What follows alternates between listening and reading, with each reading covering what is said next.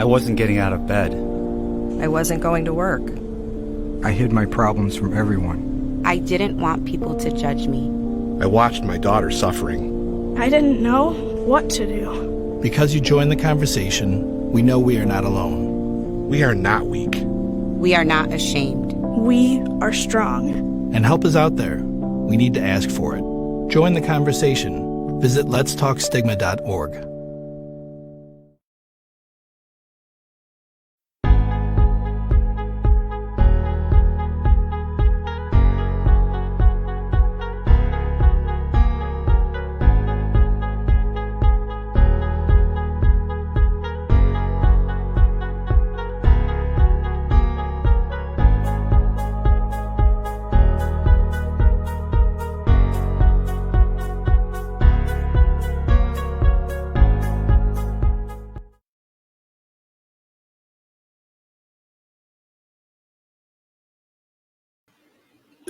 Hello, I'm Karl Shallowhorn, Chair of the Erie County Anti-Stigma Coalition, and on behalf of the coalition, I would like to welcome you to the fifth in our series of Facebook Live events, this time focusing on the state of stigma, what has changed since the pandemic.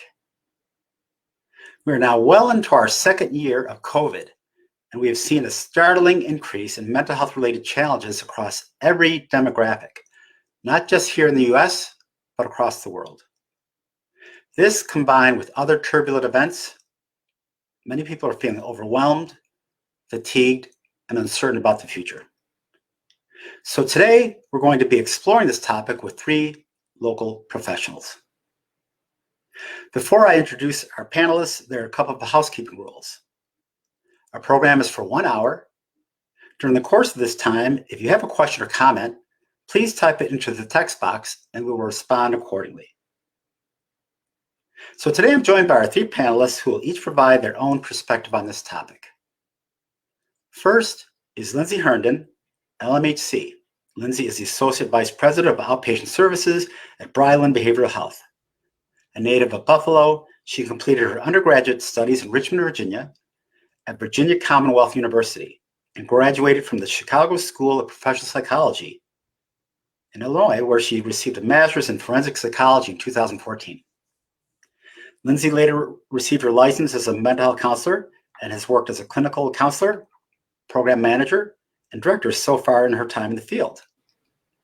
She's trained in dialectical behavioral therapy, cognitive behavioral therapy, and eye movement desensitization and reprocessing. Lindsay has been instrumental in the growth of outpatient services for BryLin, which now includes the recently opened outpatient mental care program for children and adolescents. Outside of BryLin, Lindsay runs her own private practice to continue her clinical growth, serving adolescents, and adults. Next, we have Sarah K. Lanzo, Director of Niagara County Independent Living. Sarah is a Niagara County local who has worked with the West New York Independent Living family of agencies for the past decade. She's a recovery coach, an important part training which presents the opportunity to connect with other peers and learn more about harm reduction and the importance of offering many pathways to recovery. Sarah has a master's degree in organizational leadership from Medaille College through Niagara University. She's a peer member of the Niagara County Department of Mental Community Services Board and an active member in various volunteer groups on a local, state, and national level. And finally, we're joined by Alana Chazen, Community Engagement Coordinator at Compeer Buffalo. Alana coordinates and facilitates all social activities for clients and volunteers in the programs. Certified mental health instructor since 2014, she's a mom of 3 children, 1 daughter and 2 sons. One is graduating currently from Amherst High School, one who graduated high school last year in the height of the pandemic, and another who's away at college and who had to stay home last year when the pandemic began. Alana is also a caregiver for her mom. So welcome everybody to our Facebook Live discussion. Thank you. So this is a question. Yep. So this is a question for everyone. I want to just start off, and maybe we'll just start off with you, Lindsay. What would you say about the state of stigma during the pandemic as it relates to mental illness? So has things gotten any better? Are we seeing a change in people's attitudes towards mental health? What do you think? Slightly, I would say there's a little bit of a change lately with a little decrease in stigma, only for the fact that everybody's feeling this pandemic in some way or another. Anxiety's increased, depression's increased, just not being able to do the things you would typically do has definitely created more concerns for a wider variety of people. And people are starting to come to terms with the fact that mental health is real and an issue that needs to be addressed. I think it's shifted from stigma based to just fear of getting help, of what help actually looks like, in the sense of, do I need more acute care, like immediate, do I have to go inpatient, and what does that even look like? And just knowing how to reach out is still the barrier there. And so that still has that stigma of overwhelmed feeling of not sure how to do it. And so we've continued to see that problem going on. But I think the stigma has decreased slightly because of the pandemic, and everybody's noticing the changes that they're having with their mental health. Absolutely. And so, Sarah, from your perspective, of course, you work with the peer community. And when you think about it, we're talking about many folks who have, of course, have had pre-existing conditions before the pandemic, but now there's more awareness. So do you feel with your peers that there's more of a feeling of acceptance, and even though stigma still exists, or are things getting better in that respect? So thank you, Karl. There's actually been a lot of conversation about things like this, because I think that the awareness has increased, absolutely. And I think people absolutely feel like there is more awareness. People have more knowledge. They even may have more experience, where people with lived experience, some of our greatest challenges are things like anxiety. There's concern of, for some people, it's a major concern of isolation. And for some people, it's a major concern of being in crowds.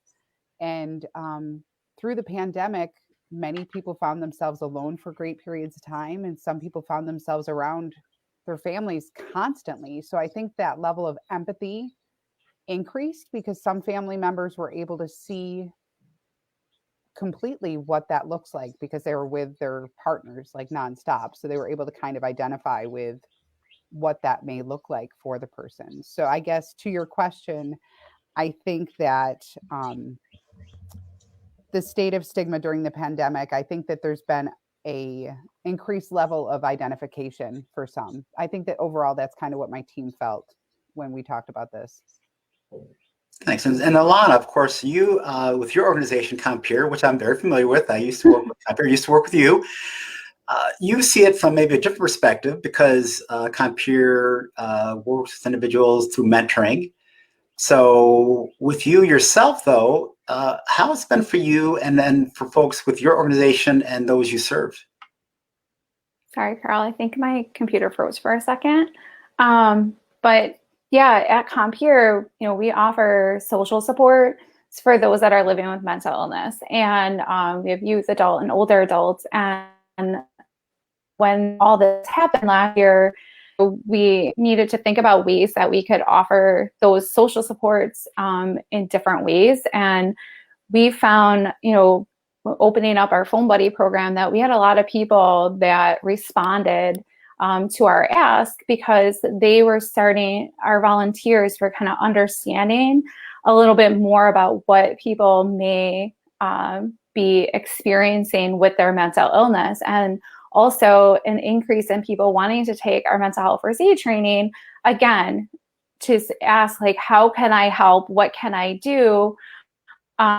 Because I'm, really more aware about how your mental health really has an impact on your day-to-day living, and, what can I do to help support? So definitely seeing, people in our community, in the Western New York community, like really rallying and reaching out and asking, what can I do more? And I think that has a lot to do with that stigma starting to break down, and people really figuring out, hey, this mental health is so important. And I just think those that haven't lived with the diagnosis just understand it a little bit more, because we all kind of went through this together, for sure.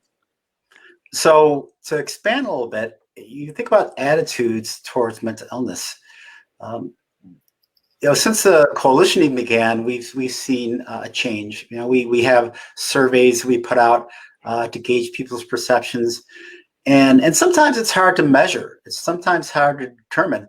But I believe from what we've seen through the course of even just conversations and the ability to interact with others, there seems to be some movement.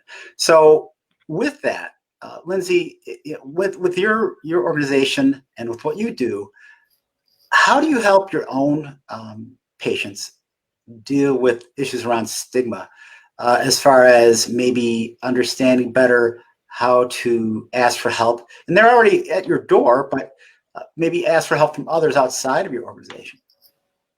Yeah, I think it's definitely something we do work with a lot, because they make the initial phone call to come to the clinic here, and that's a huge step.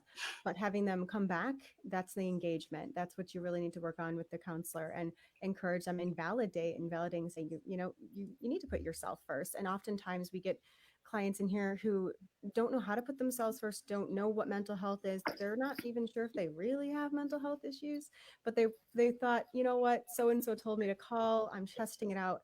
And it's up to the counselors here to help them feel comfortable, help them understand, yep, this is kind of what it feels like, that what you're feeling is mental health. And that is stuff that we can work on to help you manage better and help you function a little bit better in life. And then connecting them with the resources in the community. So our counselors do the assessments and determine, okay, maybe they do need more case management because they have all these appointments. Maybe they need some respite care because they've been home with their kids and they're losing their mind and they need some time, so we try to link up with the resources in the area that we can. And the counselors kind of take on a little bit of a case management role in a lot of the situations, just to encourage them to keep working on themselves, because there is help, there is support out there. And, we're here once they make that call, we're on their side to make sure they get what they need in any way we can. Great, thank you. Just as a reminder to our viewers, if you have a question, please feel free to type it into the comments box, and we will try to address it when it comes up. So I just want to continue maybe and go back to Alana for a second. So Alana, with Compeer, I know a lot of the work you do, as we talked before, and you said you provide mentoring and services for individuals. What seems to be maybe a barrier with stigma? I know, of course, let's say with youth, I know there's a lot of youth programming through Compeer. What are some of the particular challenges you've seen with maybe the youth that you work with and stigma? Because at that age group, it's hard even to sometimes accept that you have this kind of a challenge. So what are you seeing? Definitely, even with my own children, like I said in my bio, I have 2 teenagers and now a daughter that is 21. It's hard to believe that, but a lot of it is, again, having that, that label put on them, or maybe their family not completely understanding what mental health is because of their own experiences through the past of what, again, that labeling, what that looks like. Or sometimes with our youth too, is they don't always fully understand what they're going through might be related to their mental illness. And maybe they feel alone with those thoughts and feelings. So that increase of bringing mental health awareness into the schools, which I know a few of the schools that we work with at Compeer, and even just in my personal life of my friends and myself talking about these things, because we're all parents of this age group, of that awareness, bringing in those pamphlets and not just needing to go down to the social worker to talk about these things, but bringing it into the classroom and having more teachers and more staff and more parents aware that maybe some of the things isn't a behavior problem. It's just that behavior might be a part of that mental illness, and really wanting to get that help for it. And then, of course, access to some of the services in the area can be a barrier for not only the youth, but also for the family, because they also are reliant on their caregivers and family to maybe get them to that help, or to figure out some of those steps to get that help. So that's definitely some things that we talk about around here, and also, again, with my friends and family, about how to access that, and what does that even look like, or how does that even work, I say. Yeah, well, and absolutely, you're right about that idea of eliminating barriers. That's what we've tried to do, and let people know that there is help available. And of course, sometimes people feel, unfortunately, that there's nowhere to turn. And so we want to reinforce that People can, for instance, go to our website, letstalkstigma.org. There's resources available there that they can go to and find out about. There's the calendar of events. You can subscribe to our newsletter. You can take the pledge, which I'll be talking about again. So there's a lot of things locally that you can do, but also a lot of it is found at the letstalkstigma.org website. So Sarah, now as a peer and running a peer-based agency, as far as the peer community, how is it responding to the needs of its members when it comes to mental health? And why is it so vital that people with lived experience support each other more than ever, I guess I would say? So that's a great question, Karl. So Independent Living in Niagara County is an agency that works with people of any and all disabilities, from the top down. And for me, one of my disclosed disabilities is that I'm a person with mental health disabilities, and I am a peer with lived experience. And the ways that I think that are most important for us to work within the community and to identify is that by sharing that I'm a person with lived experience, and by being able to support the team I work with and those here that also have lived experience so that they can kind of carry it forward, is just that, like meeting people where they're at, offering our personal experiences. And I think, like, as we've all shared here, like, it's offering the tools that work for us. It's spending different time listening, and just, I think the past year or more has been just a lot of creative opportunities for, sometimes it's finding virtual ways to be supportive. It's finding virtual ways to have fun. And it's just allowing for ourselves to be present for people. Like, for many, many months we were working, but we were working from home. And like, we never, ever, that was never a concept before this. So it's finding ways to make sure that we're able to be present for those we work with, but also present for each other, which I think has become an even more critical process in the past year. Like, I've always reminded my staff that, like, self-care is incredibly important. Our health, our wellness, like, we need to make sure we're taking care of ourselves first. Like, my trainer reminds me on a regular basis, you can't pour from an empty cup. And I think that the most important things that we do are focusing on that. Like, it's about our wellness and what tools we have to stay present. We do RAP plans. We've done the mental health first aid. Like, it's finding the different tools that can help us keep helping others. That's wonderful. And of course, as well as a person with lived experience, I know about that idea of self-care and also sharing that lived experience with someone who can relate. And I think, as I say all the time, and as you know, and as many others know, it's that idea of walking in another person's shoes to really know that experience. Absolutely. So speaking of which, I'm also a trained clinician, and I know about some of the strains on the behavioral health system when it comes to the providers themselves, and also talking about their needs. So Lindsay, as a manager and a VP, when you see your clinicians and you find they need help because of the stressors, what are you recommending, and what are some of the things that you see as far as some of the strains that have been placed on them because of COVID? Certainly more than ever. Oh, I mean, it's changed overnight, basically. Last March threw us all for a loop, and my counselors handled it in stride better than I could have even imagined. At the same time, they're humans and going through similar things as everybody else while trying to help people go through these things. So it's kind of, they're getting the double whammy and separating their own personal stuff going on to meet with their clients and handle theirs and help them through it. So there was definitely a transition period to be able to do that. And as a manager, it was important just to, one, validate that it was hard and it's okay, and be as flexible as possible as a manager.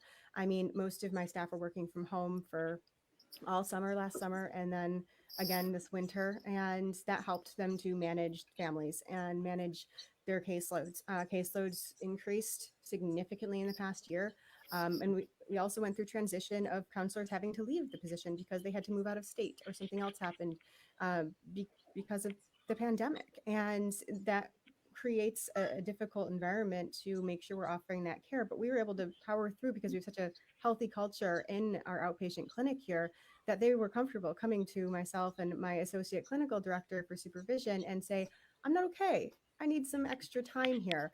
And it's important for me to take a day off. And we encourage that. We're not gonna say, no, you know what, you're gonna take 5 more clients and power through, you'll be fine. No, that's not how it's gonna go. If somebody needs a day off, they take a day off. If they need an extra case management time to get paperwork done because they had to hospitalize somebody, they're gonna get that extra time. We have very open communication. And I think just validating with the team, this is hard. It's okay that it's hard. We're here to support. Tell us what you need. As a manager, we have to have that flexibility because they went from all in-person sessions to all telehealth in a week last year. And now that even though we're doing hybrid at this point, it's important that the counselors are able to do self-care and able to realize that when they need it and where their limits are, and come to myself and our associate clinical director to tell us what they need in that moment. The demands on them, we have higher risk clients. People aren't okay. And so because of that, we need to make sure we're assessing more fully and we're more careful because they may not have insight that they're not okay. So our higher risk clients need more care and more frequent services. And that's creating it so that we actually hired about 6 more counselors in the past 4 months. So we've been busy, but we need to accommodate that need, and they're already getting full of clients at this point. And it's great because now more people can get the help they need. And it's just, we have a great team here, and the culture has maintained in a healthy way. So people feel comfortable speaking up and saying what they need and how to manage it a little bit better. That's excellent to hear, Lindsay. I'm really, I guess, say reassured to know that your organization is doing that, because of course, if your providers can't take care of themselves, how are they going to take care of anybody else? We say that all the time, right? Mm-hmm. So if you're just joining us and just tuning in, I'm Karl Shallowhorn from the Erie County Anti-Stigma Coalition. I'm joined by Lindsay Herndon, LMHC, from BryLin Behavioral Health Systems, Sergey Lanzo, Director of Niagara County Independent Living, and Alana Chazen, Community Engagement Coordinator from Compeer Buffalo. We're talking about state of the stigma, what has changed since the pandemic. So Lindsay, I just want to go back to you real quick because you did say something that is true has changed definitely since the pandemic, and that is telehealth.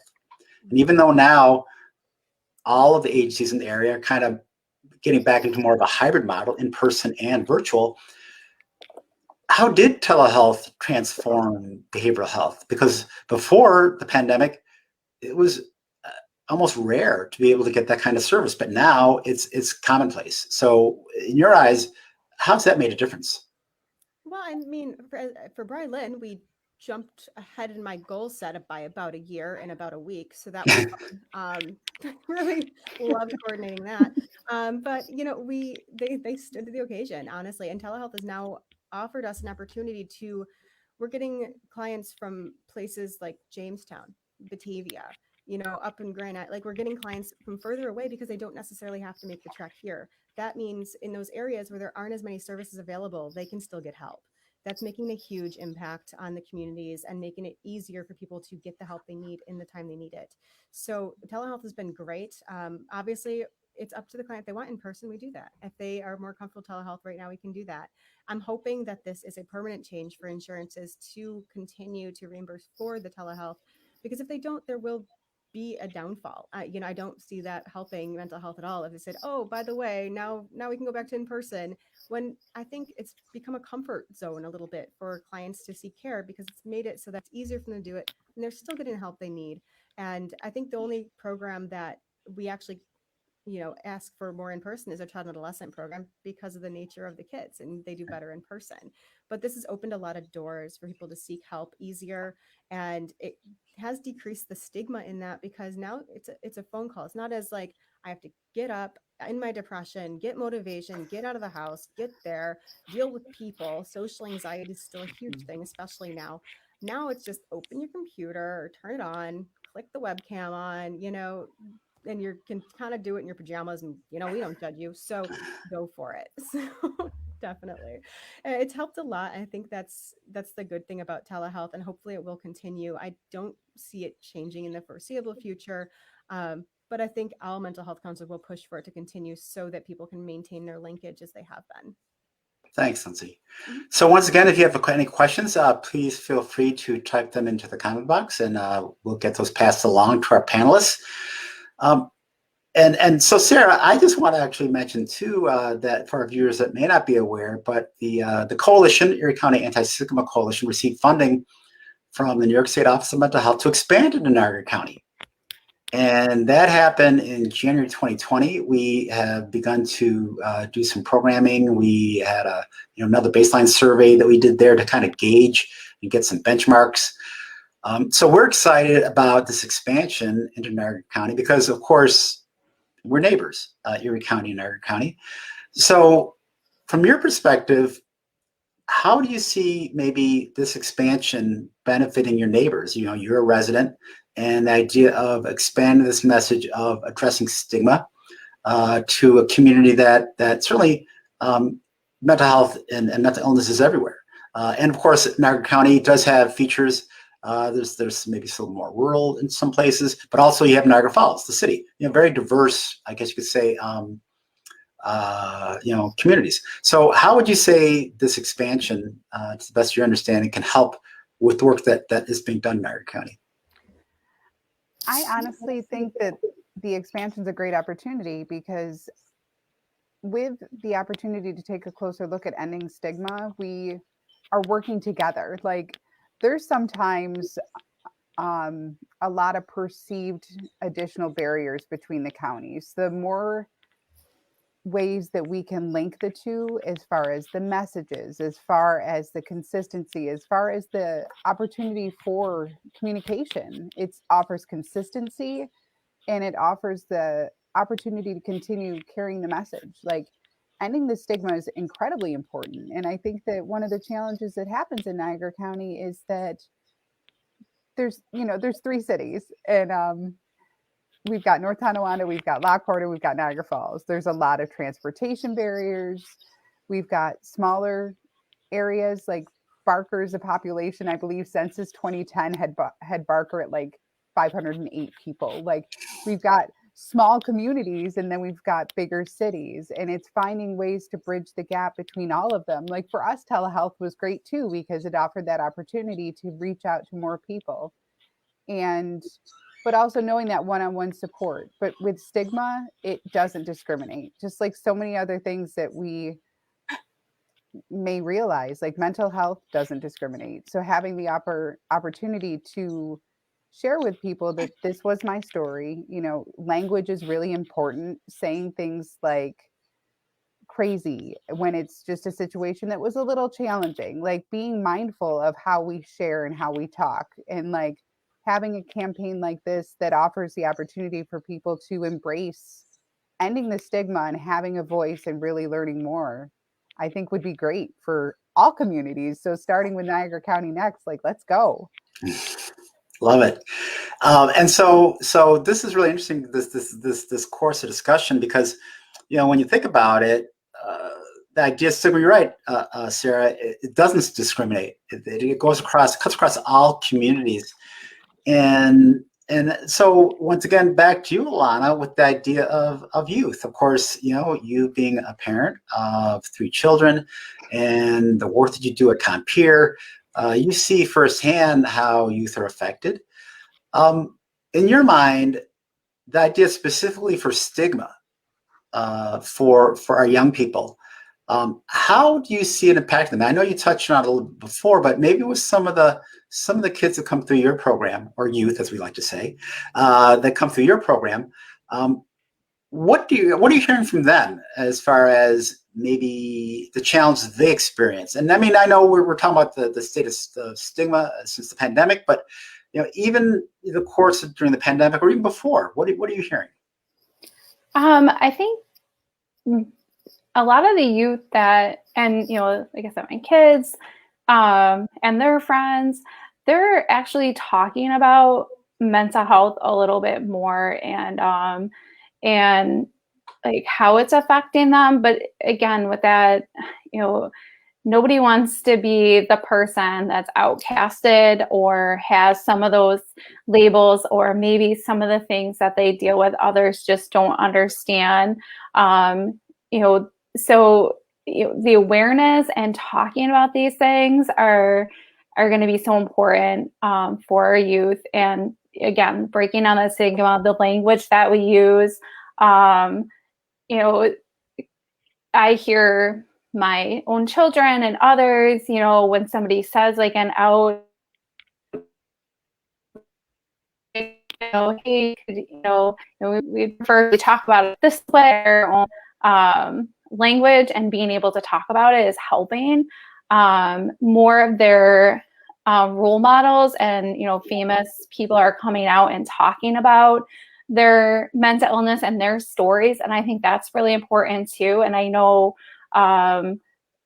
seeing people that they, you know, either idolize or associate with, or, you know, are doing big things out in the world is going to help them, you know, want to get the help and to kind of stick with the help. And I think that's going to, you know, those are the conversations that we're hearing. But a lot of it is around, you know, they just don't want to be like ousted for it either. It's just a part of them. It's, you know, it's not, you know, little ADHD Johnny. It's, you know, Johnny is this and he lives with these, but he also does this, right? So again, all those, or that person is crazy, you know, no, that person is just displaying some behaviors that maybe look a little bit different. So that language is so important when talking about our youth, and then when they're talking about each other, and, you know, that awareness I think is really important. Thank you. So as a reminder, you can go to our website at letstalkstigma.org to take the pledge and stigma.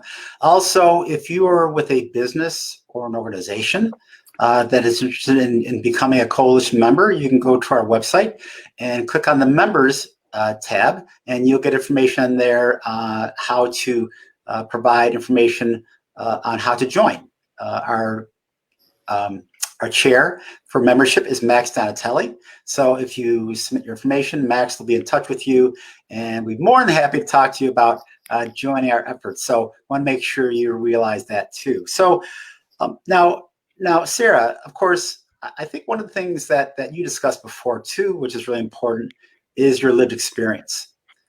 And I think sometimes people don't fully understand what it's like to live, say, with a mental health condition or challenge.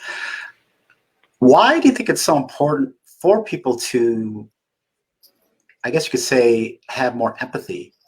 Because now during the pandemic, we know that many people experience this, you know, challenges that may never have before. They might be maybe surprised that they feel the way they do, but you might be saying, well, nothing new for me. I've been there, done that. So I think people are kind of realizing that they need to be more empathetic, but why do you think that need is there? Why do you think people need to be more sensitive? I think that like through my various experiences, I think mental health has always been a part of my story, and it came out for me pretty clearly in my senior year of high school, and it's been a part of my life since. And anxiety and depression have been a really big part of my life. And with that said, I think for me, I've always really been able to appreciate people with an empathetic mindset, not trying to do for me or like pat me on the forehead and be like, you're okay, you're going to get better, but to just really kind of listen and walk with me. And I think that that mindset and that concept can really support people in the process of moving forward. And I think through COVID, like as you said, like there's people that are like, I don't know what I'm feeling. Like I truly had more than one person come to me and they've stated that they, and I think you guys are probably all going to nod in agreement with, like I've had people come to me and they truly thought they were having a heart attack or stroke. And as it turns out, they have anxiety. And I've had people that have come to me that in the past, they've actually, and they're like, can you describe to me what it's like to have an anxiety attack? And I'm like, have you ever seen me like just disappear or hide? Or remember those times where you've invited me to something and I've just all of a sudden stated that like, I'm really sorry, but I can't. And then you're asking me many questions and I kind of just turn into a bubble and disappear. Like those are things that are manifestations of my anxiety. No matter how good I may have done for X amount of time, like there may be an event that all of a sudden there's too many people there and I can't go, or I might just take off. And just trying to describe that to people, and like those people that have come to me and shared with me that like they literally thought they were having a heart attack, and just being able to walk with them and state like, I've been there. Like, how are you doing? What are you doing for yourself? Like, are you walking? And just, no matter what it might be, like finding ways to walk with people to understand that like it's okay. Me too. And I think through the process of all of us being able to have that mindset of you're not broken, like you're welcome to the club. And we're okay. Like it's the identification of being a person with lived experience. Like when I first learned that phrase, I felt very much a part of, because I felt for years that identifying as a person who had mental health was a challenge for me. And like when I first came to an organization where I identify as being a person with disabilities and that my mental health is one of them, that was interesting. That was an interesting transition in mindset for me as well. But it's all been an opportunity for me to learn more about different areas of both advocacy and identification, and just to stay part of an evolving process of like, look at all the different people that have walked these different paths and like the different levels of empathy and support that are out there. It's amazing. So it's truly the idea that having that experience has actually helped you to grow as an individual. And as I always like to say, become that best version of who you were meant to be. Right. And that's, we learn that in recovery too, right? We learn that. That's what it's all about. So Lindsay, now, once again, going back to the clinical world, which is where your perspective is from, we've seen a lot of changes over the last, well, I guess say 15 months. How do you see, so let's pull out your crystal ball, okay? And let's look into the future. I mean, we have, telehealth, we have, hybrid models, we have, modes of treatment that might have been different because of the pandemic. I know we're talking about where things are at now. Where do you see things going with behavioral health treatment in terms of some of the changes? Well, I mean, I'm hoping it continues on the route where the stigma is continuously being decreased. I think we're opening up more doors to being able to get engaged in treatment. I think that we're recognizing finally, like the powers that be that help coordinate things with the state and everything are recognizing, oh, mental health is big. We need more funding. We need to help with that. And I mean, we know there's a shortage of counselors to offer the services in this area, especially for children and adolescents. We did open our child and adolescent clinic during COVID, like the same week, which I make bad decisions apparently, but we did open that clinic, and it was needed. We've had a lot of kiddos come through that they really needed that help right then. And I'm hoping that this stems more clinics to open, more services to be offered, more options for resources to move forward. I am hoping that beyond telehealth, we're finding, okay, we need resources for these children. We need to hit it up early in school. We need to really get the linkage in mental health, be a discussion when they're 5 instead of when they're 25 and already having depression and anxiety. We need to start this young. We need to teach kids that distress tolerance is okay, and that, that thing you're feeling, that little ball in your stomach, is anxiety. It's okay to have it, but let's work through it. I think these conversations, I'm hoping, will come up in families more and start younger, and the services will open more to be able to get more options for services and encourage people to come here. I know there's been, there's different generational gaps with willingness to get services. And I'm hoping that this is opening those doors to say the stigma isn't what you think. This is with everybody now. Now it's just like, you have something wrong with your brain, you're going to go to a doctor and fix it. Mental health, I'm hoping, is moving to that direction. And in my crystal ball, I see a lot more outreach of collaboration with care between the different services in the community to make sure that our clients are served to the best of their ability. I know, making sure that people are comfortable with the option, saying we have an inpatient facility for acute care. I think there's a huge misrepresentation of what that actually means. It just means you're going there to kind of get a reset button, right? So a lot of people are like, I'm stuck here forever. No, you're not stuck there forever. It's a great option if you're really not okay, and that's something to take into consideration, is hopefully this information will become more widespread. So people will be comfortable reaching out and start saying, okay, I could use a reset. I am having some pretty bad thoughts here. Something needs to give. And knowing that there are options out there, and hopefully the state will hear us too and say, all right, how can we help with that? How can we support these ideas? How can we build a clinic that can offer different avenues to get to where you need to be, with more focus on the clinical trainings and things of that nature? I'm hoping anyways. Yeah, we absolutely need more resources, as always, for these services, for sure. And people can get involved by speaking to the legislators and making their voices heard, and being a unified voice, for sure. So once again, if you have any questions, please feel free to put them in the comment box. We'll pass them along. And speaking of which, we have our question here. And this is for everyone. I want to get each of your perspective on this question. So let's just maybe start with Sarah. So it says, now that life is returning to normal, what advice can you give to individuals who are still struggling? So from your perspective, Sarah, as a peer, what would you give as far as advice to someone who is still struggling? I would say take it easy on yourself. I would say slow and steady.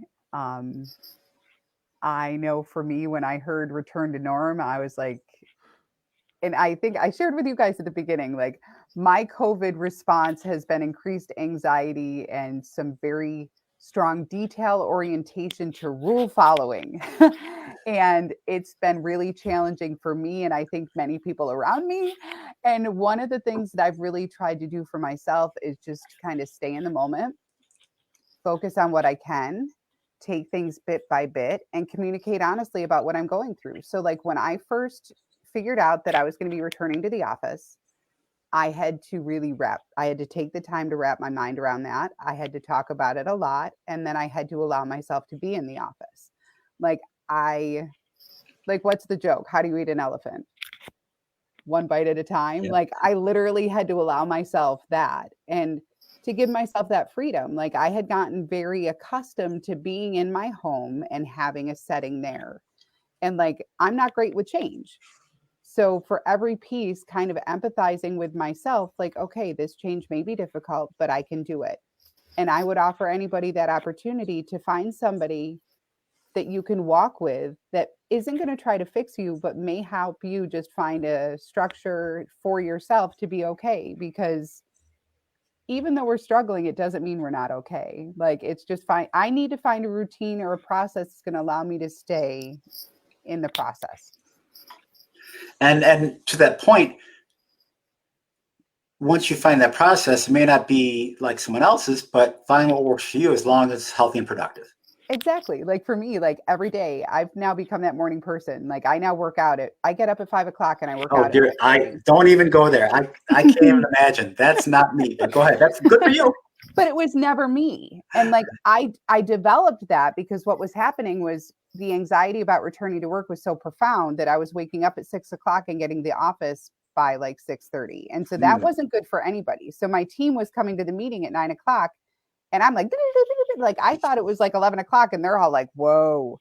But now by putting that energy into constructively, like I was working out every day, but it was later in the day. So I say all those things to say that I don't expect anybody else to be doing the things I'm doing, but I had to find a healthy routine that helps me meet everybody else where they're at. But like me expecting my team to be noon awake with me at 9 was not working for anyone. I like that. Noon awake at 9. That's a good one. I have to remember that.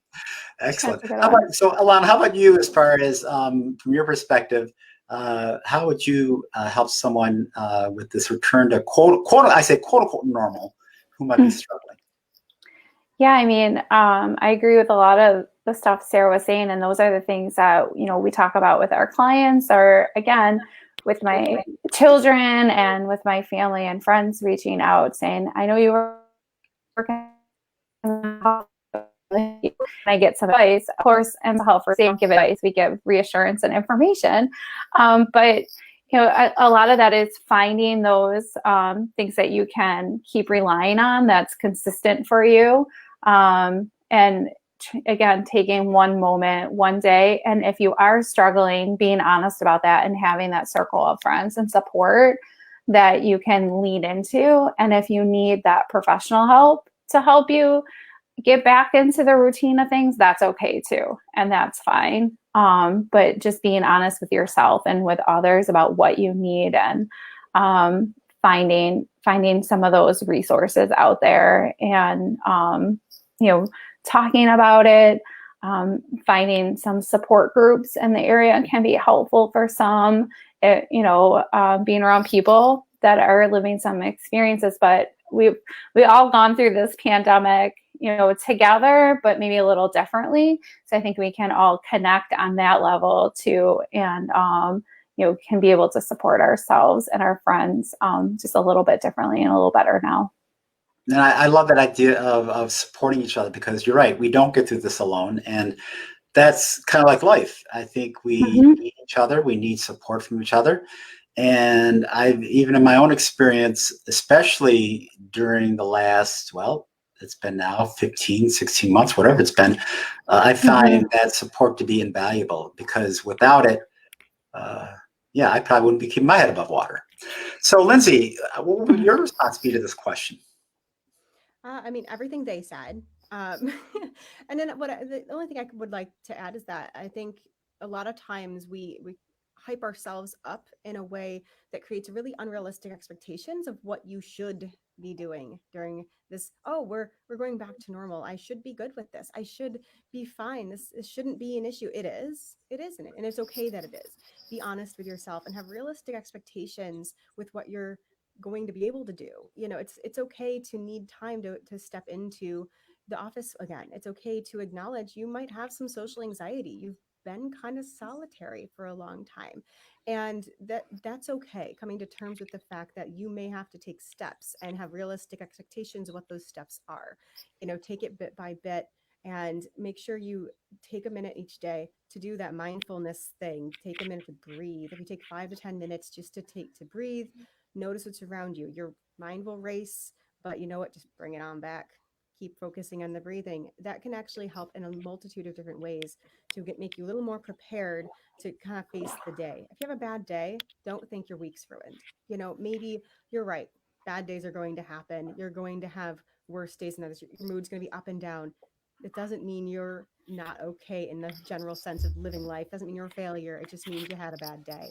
Next day, try again. And if your only goal of the day is to roll over in bed and you accomplish it, still give yourself that pat on the back, because that rollover means no more bed, no bed sores. Find what you can do and go with that.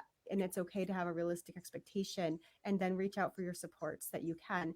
If you're feeling like your supports are understanding you and you're having trouble and it's causing more anxiety, that's when you reach out for that professional help. Find, if you're noticing these things and you've been brushing it off, avoiding that, but you still feel it in your gut somewhere, that's your time to notice, I need to talk to somebody, whether it's a friend, family members, or a professional about your mental health, because ignoring it will not make it go away. Thank you, Lindsay. Once again, if you have questions, please feel free to type them into the comments box. And now, Sarah, I've got one for you that might be something that you might have experienced yourself. And we have a question that came through our audience. And this one is something that I think, and I've actually experienced myself, but so as a person with lived experience, you might have had to tell someone about your experience, about your, your condition.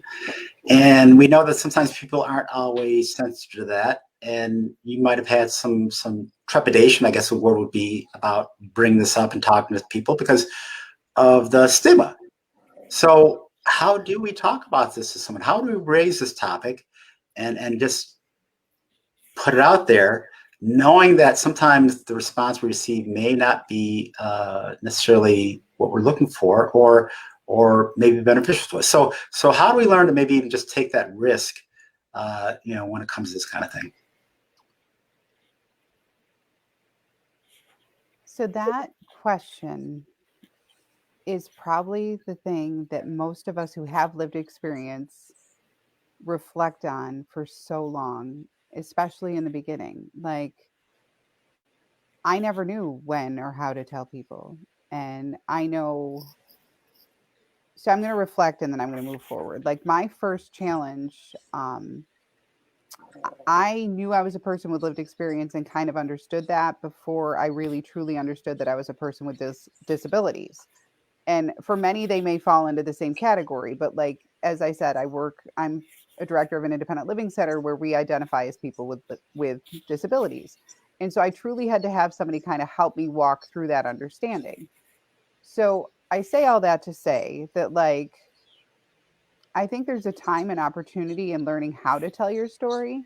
And I think some of the challenges for me were finding peers that offered me that opportunity. And I know that I'm going to pass the wand back to Karl and Alana to share possibly some resources. But I think that one of the most powerful opportunities for me was going to some different trainings on telling your story, on having different opportunities of learning that, because that level of vulnerability can be challenging until I've learned a level of what I'm willing to and not willing to share. Because my story too can get really heavy. And it's not that I'm not willing to share with people, but there's a lot more that I'm going to share with someone one-on-one than I'm going to share with everybody on Facebook Live. So with that said, like, I think that the place to start can sometimes be by reaching out to, like, as Karl has stated, I work for an independent living center. We're a peer-run agency, and I have peers that work here that can share with someone. Like, if that was a goal for somebody, would be to work on how to share their personal story. That's something we could work on. And I know that Karl has some resources, I'm sure. And like, there's different things that we could definitely assist somebody with in finding those places. But as an individual, I can say that's a really, I identify that was really hard for me. It still is sometimes. Like, there's certain parts that I'm more willing to share right up front than others. And like, I think that having that awareness of yourself and for yourself is really powerful. And that's something to give yourself credit for, because knowing that you're there is perfectly okay. And I've been there too. Alana, do you care to share? I think a lot of our clients, they come in and some just tell us from the get-go, like, so we've been doing Zoom activities that I oversee, and some just show up and I say your name, and they're like, hi, and give their whole life stories, and others don't, which is fine. That's your journey. I think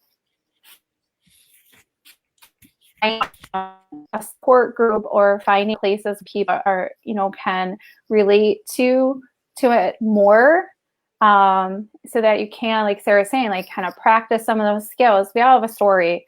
We all have things that we share right away, and we have that we wait until we can build that trust in somebody to, open up about, and also, having, some resources for somebody that maybe do say some things that are maybe not true, or like kind of, more archaic in their thought process, and, kindly directing them to sites like, the Anti-Stigma, or, something where they can get some good information about what, living with some of these diagnoses actually is, can help too. So it's just a comfort level.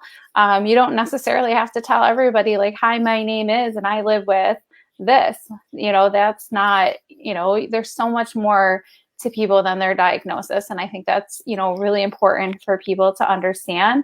And you don't always have to overly explain every little thing you do or say in those moments either. So, but finding, one or two people that are your safe people that you can, talk these things through, or finding those resources of support can be really helpful for those that are, kind of still, struggling with what to share.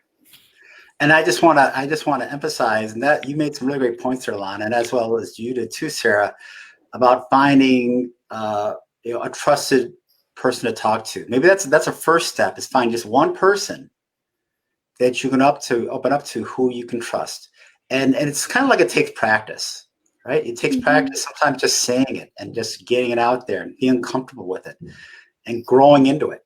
It also might depend on where you're at in your own recovery journey. Sometimes people might be a little newer to this thing. And so it really comes down to, I think for me personally, and even my own experience, being comfortable with where I'm at. And also, as far as some of the resources where people can go, certainly the Mental Health Advocates of West New York has a group called Writing and Wellbeing, and it allows people to write and share their stories in a safe, peer-based environment. There's other organizations like Restoration Society, Mental Peer Connection, and even Niagara County Independent Living that have peer groups where people can come together, as was said, with that shared experience and tell their stories. I think the thing here is that at some point, it sounds to me from the question that the person who posed it wants to do this. So that in itself is a huge step. So I think the idea, like you're hearing, is just getting to a place where you can feel comfortable with, as I said, one or two people, and then expanding, and then just knowing that it's okay, and that in the end, it's about you. It's not about them. Ultimately, it's about you and where you're at. We had another question that came through. So I think what we want to ask now is actually, Alana, so you, not necessarily having a pre-existing condition per se, how have you been affected since COVID? I know we've heard a lot of people say that they've had some challenges, not necessarily full-blown mental health challenges, but still have experienced some symptoms that they maybe didn't have before pandemic. How has it been for you? Just like anybody, you have your good. I think I am lucky at a mental health agency, so we can talk about those struggles. Like Lindsay was saying, like that culture, and Sarah was saying the culture of your work is really helpful. But everything changed so fast, and not knowing, it was living day by day or hour by hour of what's going to happen next. Like I said in the bio, it's like my daughter came home for spring break and then couldn't go back. So that changed our household. To set it up, I started working from home. And what was that going to look like? And how could I support my clients at work who I was missing for a little bit because we were getting together and doing activities? So it was, how do we keep changing and adapting? And I always thought I was really good at changing and adapting until I had to do it consistently and always. And then other people lean to me. And like I said, I'm a caregiver for my mom, and, trying to coordinate all that and trying to teach somebody that maybe isn't so great with technology, how to do telehealth and, doing all these things. So I think, it really pushed, my traditional coping mechanisms to their max, and really being able to lean into all my supports that are out there. And also knowing that it's okay when people are leaning into me, because I am a support to others, saying, I can give this much today, and then maybe tomorrow we can do some more, and let me think on it, and not having the answer, which is hard for me. I want to know all the answers and I want to plan it all out. Not knowing some of those answers, and again, looking for that support, it could be really difficult during a lot of these times of like, what's going to happen next, and not knowing. So I really think I have to just be put out and really maximize and put an extra strain on those coping that we had, and maybe didn't realize we needed so much. Great, thank you. So we are almost out of our time, but I do want to offer each of you an opportunity to give a brief, 45-second, 1 minute kind of closing statement, maybe some words of encouragement. I think that's what we all need more than anything these days. So Lindsay, how about you? What would you like to say maybe to wrap up? Sure. Well, first, thank you for having me on. It's always great to hear from you guys and do these. I hope that people are hearing us out and realizing that this is not just an individual thing. It is pretty widespread. Mental health is very real. And it's something that if you're struggling with, recognize it. It's there, decreasing that shame and guilt. It's okay to have those days where you're not okay. And I think that's the biggest piece there, is recognizing I'm not okay. I might need to get a little more help on this and reach out a little bit more. And when it comes to that stigma, I think that as that decreases and as the services are out there more widespread, people will be willing to do that initial outreach, and just being aware of, if a loved one is seemingly off, ask the question, are you okay? How are you doing? Everybody's kind of managing on a day-by-day basis. And I think what I want to point out is that so far, if you're watching this, you've made it through 100% of your bad days. So you're probably going to keep the record going at this point. So let's keep going with that and find your supports where you can, and keep trucking along, because there's lights at the end of the tunnel. They're just kind of scattered and coming together slowly. I love that. 100% of your bad days. Good to know. Mm-hmm. Sarah, how about you? Thank you, Lindsay. Great handoff. And I would just share with everybody, reach out for supports. It takes a village. Keep sharing your story, keep talking about it, find people that will listen to you, not just try to fix you, and allow yourself the opportunity to know that not every day is going to be a good day, but you can start over at any time. I was taught that by a group of people a long time ago. And I'm because I'll be it's just a bad day. And they're actually, you can start over at any point. And there's days where I have to hit the restart many, many times. So just allowing ourselves to remember the simplicity of just keeping it in today. Thanks for having me, Karl. It's been great. You're welcome, Sarah. Great seeing you again. And Alana, I'm going to give you the last word. Great. And thanks for having me on here. And I think one of the biggest thing is, check on your friends, check on your family, and check in. And when somebody does check in with you, that the answer isn't fine, because usually that means something else is going on. And be honest. If somebody is taking that, moment to ask, then they want to know. So let it out there and let them, help support you when you need it. And that we're all, going through this, and we're going to get through this together. So Thank you. Thank you. So I want to thank everyone. And as a reminder to our audience, we need you to take the pledge to end stigma by going to our website at letstalkstigma.org. If your organization would like to join us in our cause, there's information on the website as well. Just click on the members tab to find out how. Together we can make this happen. We can all fight stigma.